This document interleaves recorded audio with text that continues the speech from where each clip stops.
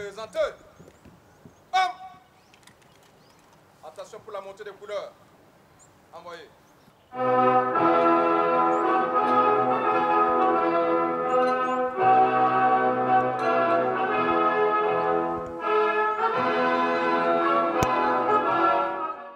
Le drapeau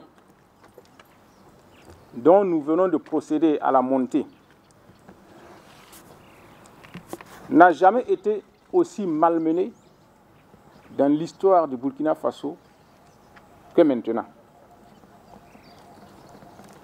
Dans certaines parties du territoire national, il fut souvent remplacé par des fanions inconnus, sortis tout droit des enfers.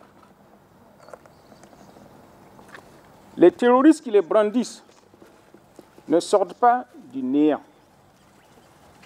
Ils sont recrutés, équipés, formés et entretenus par des partenaires à double carapace. Ces partenaires de jour dînent avec vous et le soir, ils soupent avec les terroristes. Au Mali, au Burkina Faso et au Niger, nous avons fini par les démasquer.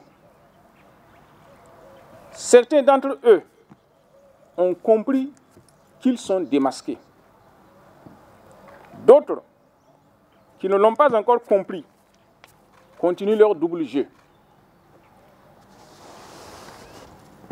Au Burkina Faso particulièrement, face à l'implacable stratégie mise en place par le capitaine Ibrahim Traoré, les terroristes sont de plus en plus acculés.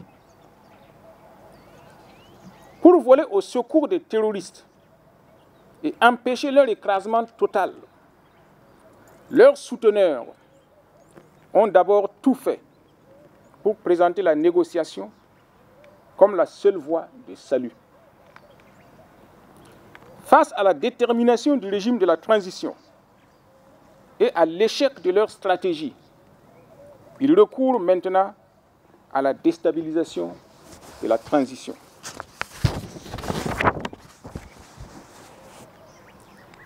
Pendant longtemps, dans nos pays, les seules forces organisées furent l'armée et les syndicats. Les ennemis de la transition se sont donc appuyés sur des éléments de l'armée qui se croyaient intouchables du fait de leur rang et de leurs fonctions pour fomenter un coup d'État des plus réactionnaires. Le temps viendra où tout cela sera mis au clair. En attendant, vous avez tous appris la fuite organisée par des complices de l'ancien directeur général adjoint de l'Agence nationale de renseignement, avec tous les renseignements qu'il avait à sa disposition et qui seront livrés à l'ennemi. Le coup d'État ayant échoué, c'est alors que subitement, la nomenclature syndicale est entrée dans la danse avec un langage pseudo-révolutionnaire pour mieux abuser les populations. Il a été question de taxes et de cherté de la vie. Quand le président Traoré a proposé le prélèvement de 1% seulement des salaires pour soutenir l'effort de guerre, la nomenclature syndicale a violemment rejeté la proposition. De quelle taxe parle-t-elle alors? Les taxes décidées en Conseil des ministres ont porté sur des produits importés ou faits à partir de matières premières importées. Peut-on vouloir se draper du manteau de révolutionnaire et dans le même temps défendre l'invasion du marché national par des produits importés des pays impérialistes que l'on prétend combattre? Y a-t-il eu des taxes sur le canari de Dolo de Yempouaka, sur la louchée d'arachide ou sur les galettes de la vieille Mariam du marché du quartier ou du village. Bien au contraire, les produits locaux sont soutenus et leurs prix sont en baisse. Le taux d'inflation qui était de 14,1% en 2022 est de 1,2% en 2023.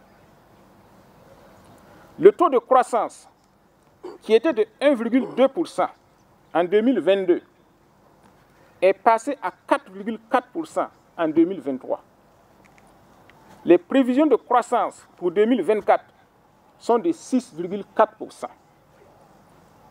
Où se trouve la cherté de la vie? Où se trouvent les difficultés économiques qui seraient pires qu'avant? Maintenant, celui qui réside au Burkina et qui veut vivre à l'occidental doit se résoudre soit à en payer le prix, soit à emménager en Occident. Nous avons entamé le processus de généralisation du Faso d'Anfani et bientôt des taxes seront portées aussi sur les tissus importés. À chacun de choisir comment il veut vivre et où il veut vivre. Pour nous, seuls les intérêts des populations comptent. On se rappelle qu'en 1971, au Chili, Salvador Allende fut élu président de la République. Il entreprit une courageuse politique de réforme, comprenant des nationalisations, dont les mines de cuivre, dont le Chili était un des principaux producteurs. Cela n'a pas plu aux capitalistes états-uniens qui contrôlaient les dites entreprises.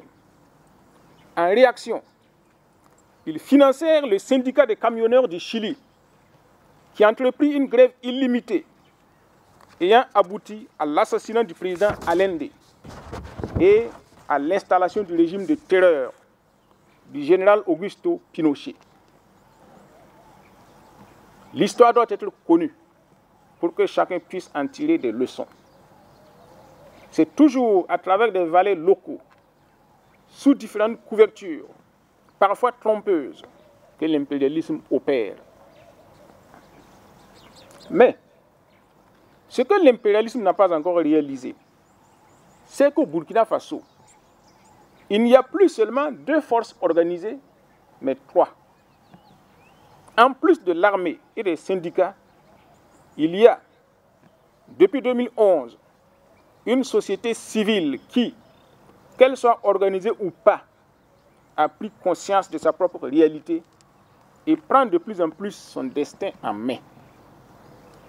C'est cette société civile qui a obtenu le départ du pouvoir de Blaise Compaoré le 31 octobre 2014, alors même que la nomenclature syndicale avait refusé de se joindre à la lutte. De même, c'est la société civile qui, dès les premiers moments, s'est opposée au coup d'État du général Diendéré en septembre 2015. L'histoire doit être connue pour éviter les récupérations honteuses. La société civile a pris conscience que c'est la passivité de la jeunesse et la lâcheté des adultes qui ont permis à Blaise Compaoré et ses complices, militaires et civils, de passer à l'acte et d'assassiner le président Thomas Sankara et la révolution sankariste. La jeunesse ne veut plus donner l'occasion à l'impérialisme et à ses valets locaux de renouveler leur forfait au Burkina Faso. Au Burkina Faso, l'histoire est en marche et le peuple a décidé d'écrire son histoire par lui-même plutôt que de laisser des loups déguisés en agneaux décider de son destin qui ne serait autre que d'être dévoré. La patrie ou la mort, nous vaincrons.